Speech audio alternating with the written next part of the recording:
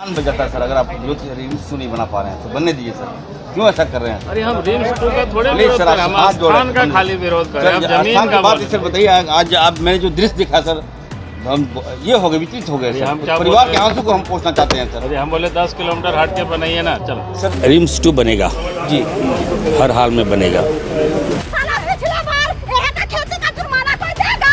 साला 1.5 लाख रुपया यहाँ चला गया। हेमंत सरकार होश में आओ। होश में आओ, होश में आओ।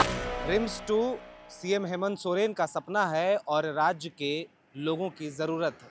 इसीलिए इस प्रोजेक्ट से किसी भी तरह का कोई समझौता नहीं किया जाएगा। ये शब्द और ये बयान है राज्य के स्वास्थ्य मंत्री इरफान अंसारी का, और इसी बयान और इसी स्ट्रैटेजी के तहत अब जो है रिम्स 2 का निर्माण कार्य शुरू हो चुका है धरातल पर। नमस्कार, जोहार, मेरा नाम है विकास कुमार और आप देख रहे हैं आपका अपना चैनल एयर नाउ। इस वक्त हम मौजूद हैं राजधानी रांची के नगड़ी क्षेत्र में, और आप मेरे पीछे तस्वीरों में देख सकते हैं ये वही 120 एकड़ ज़मीन है जो रिम्स 2 के लिए अधिग्रहित की गई है और जिसके लिए कई तरह के विरोध किए गए स्थानीयों द्वारा। इसके साथ साथ कई तरह की राजनीतिक रोटियां भी सेकी गई, लेकिन अंततः जो है सरकार और प्रशासन इस पूरे प्रोजेक्ट को लेकर अब काम धरातल पर शुरू कर चुका है। तस्वीरों के माध्यम से आप देखिए कि इतनी सारी जेसीबियाँ, हम अगर गिनती करें तो 7 से 8 जेसीबी लगे हैं, ट्रैक्टर लगे हैं, और जो बाउंड्री का काम है उसके लिए जो नींव का गड्ढा खोदना है वो 4 जून 2026 यानी गुरुवार कल से ही चालू कर दिया गया। इस बीच कुछ ग्रामीण यहाँ पहुँचे, उन्होंने विरोध प्रदर्शन किया, जिसके बाद आज काफ़ी भारी तादाद में यहाँ पर फोर्स की तैनाती की गई है, सुरक्षा बलों की तैनाती की गई है, ताकि किसी तरह का कोई रुकावट जो है इस काम में ना लाया जा सके। और सख्त निर्देश दिए गए हैं कि पत्रकारों को भी और तमाम मीडिया प्रेस को भी यहाँ पर विजुअल बनाने या तस्वीरें लेने की भी मनाही है।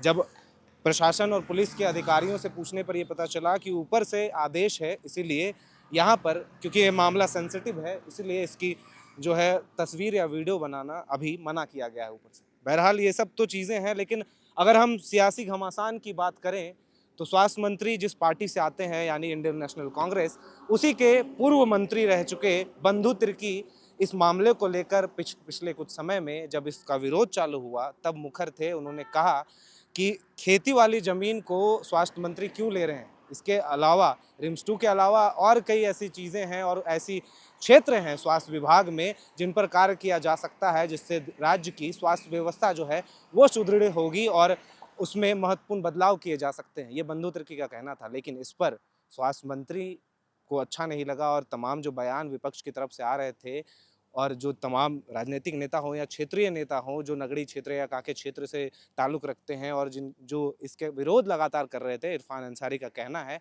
वो सभी नेता जो हैं बाबूलाल मरांडी जी के क्लासेस से निकल कर आए हैं, मतलब कोचिंग हब से वो निकल कर आए हैं और उनकी बोली बोल रहे हैं।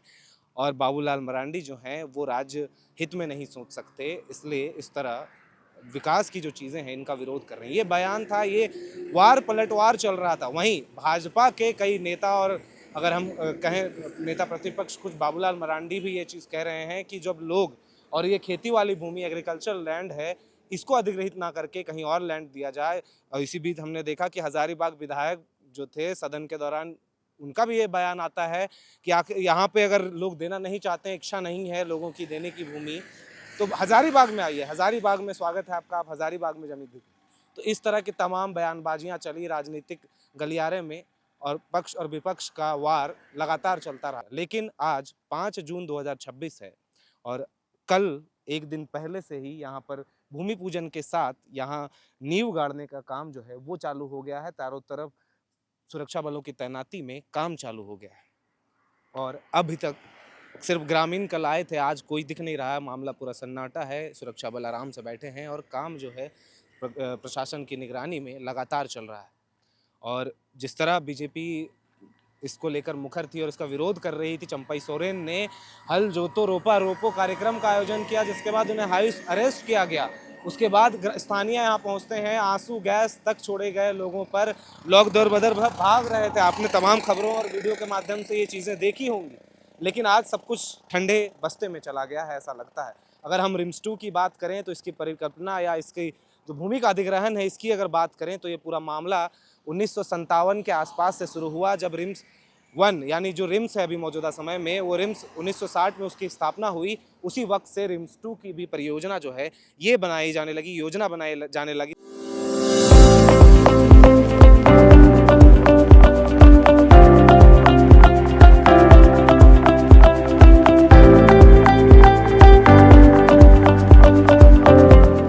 सरकारी विभाग द्वारा, और उसी वक्त ज़मीन का अधिग्रहण भी शुरू हुआ। अगर हम बात करें सियासी जो इस पर घमासान चल रहा है, तो भाजपा वो सरकार है, जब रघुवर दास के नेतृत्व में भाजपा की सरकार थी 2012-13 में, हम आपको बता दें यहाँ पे 77 एकड़ भूमि का अधिग्रहण किया गया था, और उसका उद्देश्य सिर्फ एक था कि स्वास्थ्य विभाग, इसको एजुकेशन हब बनाया जाना था, जिसके तहत जो है IIM की स्थापना यहाँ पर होनी थी। लेकिन उस प्रोजेक्ट को टाल दिया गया और IIM आज दूसरे जगह स्थापित है, और उस भूमि को जो है स्वास्थ्य विभाग को वापस सौंप दिया गया था। तो कुल मिला के अभी 120 एकड़ जो है स्वास्थ्य विभाग के पास है रिम्स 2 के नाम पर। और रिम्स 2 की अगर सुविधाओं और आगे आने वाली प्रोजेक्ट जिस तरह से सरकार बता रही है, स्वास्थ्य विभाग बता रहा है, उसके अनुसार अगर हम बात करें तो इस पूरे 120 एकड़ में 2800 बेड वाला रिम्स 2 का निर्माण किया जाना है, जिसके अंतर्गत तमाम जो सुपर स्पेशलिटी सुविधाएं हैं वो मुहैया कराई जानी है। इसके साथ साथ UG और PG की पढ़ाई भी सुनिश्चित करनी है, जिसमें UG की अगर सीटों की बात करें तो 200 सीटें रहेंगी, और PG की जो सीटें हैं वो भी 200 रहेंगी, मतलब 200 400 कुल सीटें रहेंगी स्नातक और स्नातकोत्तर की।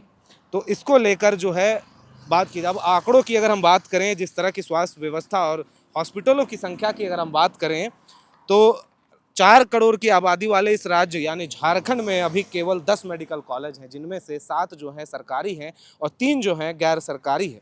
और अगर हम आंकड़ों की बात करें तो राष्ट्रीय आयुर्विज्ञान आयोग के मानकों के अनुसार हर 10 लाख आबादी पर एक मेडिकल कॉलेज होना चाहिए। लेकिन राज्य के हिसाब से बात करें, इसका मतलब राज्य को अभी 40 अस्पतालों की और आवश्यकता है। और अगर हम राज्य में MBBS की पढ़ाई या ग्रेजुएशन या PG की बात करें तो MBBS की मात्र जो है 246 सीटें हैं, और सुपर स्पेशलिटी की इसमें अगर बात करें तो 41 सीटें हैं मात्र, जो कि बहुत ही ज़्यादा कम है। और जब ये दावा किया गया रिम्स 2 को लेकर, तो इसमें सीटें भी बढ़ाई गई, 400 कुल सीटें हैं UG और PG की। और इसके तहत स्वास्थ्य विभाग और इरफान अंसारी की तरफ से बार बार ये बयान आया कि इसको जो है स्वास्थ्य व्यवस्था, जो लोगों को बाहर जाने पड़ता था अपने इलाज को लेकर, वो इलाज कराने के लिए अब लोगों को बाहर नहीं जाना पड़ेगा। और इस 120 एकड़ में वो सुविधा जो है राज्य सरकार राज्य की जनता को सौंपने वाली है। और रिम्स 2 का निर्माण करके जो है इस अव्यवस्था, जो रिम्स 1 में जिस तरह की दिक्कतें आती हैं, क्योंकि रिम्स 1 जो है 1500 सुपर बेड के साथ जो है एक सुपर स्पेशलिटी अस्पताल है, जो राज्य का सबसे बड़ा अस्पताल है, जहां रोजाना 3500 से 4000 मरीज आते हैं। इसी ओवरलोड को, और जो क्योंकि रिम्स जो है उसकी स्थापना 1960 में हुई थी, उसका स्ट्रक्चर अगर हम कहें या उसकी व्यवस्था कहें तो काफ़ी पुरानी हो गई है, और उसको सुधार करने के बजाय राज्य सरकार का ये मानना है और स्वास्थ्य विभाग का ये मानना है कि जब रिम्स 2 बन जाएगा, वो सारी जो अव्यवस्था है उनको सुधार लिया जाएगा, और इस रिम्स 2 में सारी व्यवस्थित चीज़ों को लाया जाएगा, चाहे वो टेक्नोलॉजी के मामले में हो, चाहे एजुकेशन के मामले में हो, मेडिकल की, चाहे सुविधाओं जो मरीजों को मिलती है, राज्य की जनता को मिलती है, उनके लिए जो सुविधाएँ होनी चाहिए वो सुविधाएँ जो है सुनिश्चित की जाएंगी। और अगर हम वर्तमान स्थिति की बात करें तो झारखंड से हर साल अगर हम बात करें करीब 1,20,000 मरीज बेहतर इलाज के लिए राज्य से बाहर जाते हैं। ये हर साल का आंकड़ा है, और इसके चक्कर में अगर हम बात करें तो मरीजों और मरीजों के परिजनों को कई तरह की परेशानियों का सामना करना पड़ता है, चाहे वो आर्थिक हो, चाहे वो किसी तरह का लोन हो, कई तरह की चीज़ें जो हैं वो सामना करना पड़ता है। तो इसको बेहतर बनाने के लिए और लोगों की परेशानियों कम करने के लिए स्वास्थ्य विभाग का ये निर्णय है वो लिया गया है। विरोध रहा, तमाम जो है राजनीतिक बहसबाजी चली, बयानबाजी चली, लेकिन आज जो है काम चालू हो गया है। और हम आपको बता दें, जितने समय से हम कवर कर रहे हैं पूरे मामले को, एक बात तो अब सुनिश्चित है कि अब जो निर्माण कार्य चालू हो चुका है तो निर्माण होके रहेगा। लेकिन जो लोग ये आरोप लगा रहे हैं कि हमें मुआवजा नहीं मिला, बिना मुआवजे के आधार पर इस काम को जो है किया जा रहा है। हम आपको बता दें, हमने बताया आपको कि 2012-13 में जब रघुवर दास के नेतृत्व में भाजपा की सरकार थी, तब 77 एकड़ ज़मीन ली गई थी एजुकेशन हब बनाने के तौर पर, जिसको अब जो है राज्य सरकार को सौंप दिया गया है, यानी स्वास्थ्य विभाग को सौंप दिया गया है। रिम्स 2 के लिए वो ज़मीन जो है अब दे दी गई है। अब अगर हम लैंड एक्विजिशन एक्ट यानी भूमि अधिग्रहण अधिनियम की बात करें जो 2013 में आई है, उसके अनुसार अगर हम बात करते हैं तो उसमें एक प्रावधान है। उस प्रावधान के अनुसार अगर सरकार किसी प्रोजेक्ट के लिए ज़मीन किसी की अधिग्रहित करती है और पूरी प्रक्रिया के साथ वो ज़मीन अधिग्रहित की जाती है, और अगर 5 साल में जो कंपनी है या सरकार का विभाग है उस प्रोजेक्ट को कंप्लीट नहीं कर पाता है, तो 5 साल बाद वापस वो ज़मीन या तो वो सरकार के बैंक में जाएगी, जो भूमि बैंक है उसमें, या तो जो रैयत हैं, जो मूल मालिक थे ज़मीन के, उनको लौटाना था। ये प्रावधान है। लेकिन क्योंकि ये प्रोजेक्ट बहुत पहले से प्रस्तावित है, अब 2013 से अब 2026 आ गया, यानी कुल 13 साल बीत गए इसको, इस पर अभी तक कोई किसी तरह की कोई कार्रवाई नहीं, क्योंकि 2013 में ये अधिनियम आया, उसके बाद से आज 13 साल बीत गए, लेकिन इसका निर्माण कार्य और बाकी जो कार्य थे वो नहीं शुरू हुए थे। अब 2026-25 में ये काम चालू हुआ, जब बात हुई तमाम तरह के आंदोलन हुए, विरोध हुआ, उसके बाद 26 में अब कार्य चालू हुआ। तो आप सोचिए, एक नियम है, जो नियम जो भूमि के स्वामी हैं उनको एक विशेष अधिकार देता है, जिसके तहत भूमि उन तक पहुंचनी थी। 13 साल बीत गए, लेकिन इसकी जवाबदेही कौन तय करेगा? ये कुछ सवाल हैं। और बाकी जो लोग विरोध कर रहे हैं, तमाम तरह की चीज़ें हो रही है, चंपई सोरेन को हाउस अरेस्ट किया गया, बयानबाजी हुई, सब चीज़ हुआ, लेकिन अब जो है निर्माण जो कार्य है वो प्रगति पर है। और कब तक प्रगति पर रहेगा, कब तक रिम्स 2 बनकर तैयार होगा, क्योंकि डीआईजी, इससे पहले हमने आपको खबर में दिखाया कि डीआईजी ग्राउंड को भी रिम्स के एक्सटेंशन के लिए खाली कराया गया है। उसकी भूमि भी 1960 के दशक में ही जो है अधिग्रहित की गई थी। अब आगे इस मामले में क्या कुछ होगा, किस तरह के निर्णय आते हैं, क्योंकि जो ज़मीन के मालिक थे उनके द्वारा जो है कोर्ट में भी इसको लेकर दायर की गई थी याचिका, लेकिन वो याचिका भी जो है खारिज कर दी गई थी 2013 के आसपास।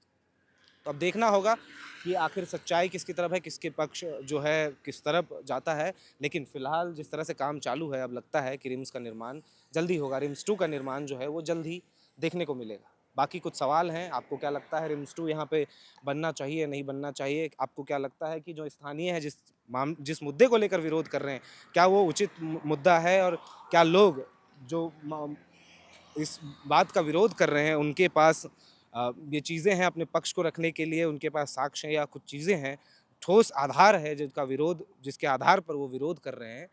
क्या कुछ आपको लगता है, हमें कमेंट बॉक्स में ज़रूर बताएं। फिलहाल ये एरिया है और इसी पे रिम्स 2 जो है निर्मित होकर रहेगा। ये राज्य सरकार का दावा भी है, वादा भी है।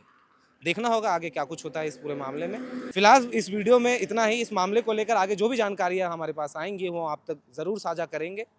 तब तक के लिए शुक्रिया, धन्यवाद। कैमरे के पीछे मौजूद है हमारे सहयोगी अभिषेक मुकुंद। मैं हूँ विकास कुमार और आप देख रहे थे एयर नाउ।